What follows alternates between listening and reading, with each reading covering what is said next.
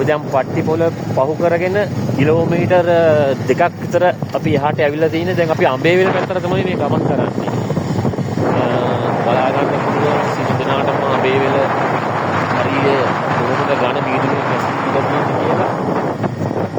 මම යාළුවන්ට කියන්න තියෙන්නේ මේ වගේ සුන්දර ස්ථානයක් අරබන්න පැමිණෙනවා නම් අරුණා කරලා ප්ලාස්ටික් එතකොට අපි ආහාර ගත්තට පස්සේ අපේ ලන්ච් ෂීට් එක මතක් කරලා ඒව රැගෙන යන්න.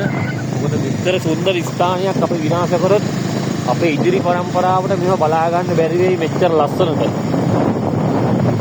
මේ දුම ලස්සනක් තියෙන්නේ. ඇත්තටම මගේ පෞද්ගලික මතය නම් මට හිතෙන්නේම මේක මේ දිව්‍ය ලෝකයට යන පාර මේක තමයි කියලා. එච්චර ලස්සනයි. අපිට ඈතින් පේනවා කපල් එකක් ඇවිදගෙන යනවා.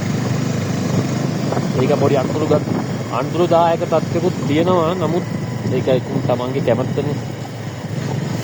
මොකද සත්තු ගැවසෙනවා මේ හරියේ. අපිට මේ ගමේ මාමා කෙනෙක් කිව්වේ හරි අනුතරදායක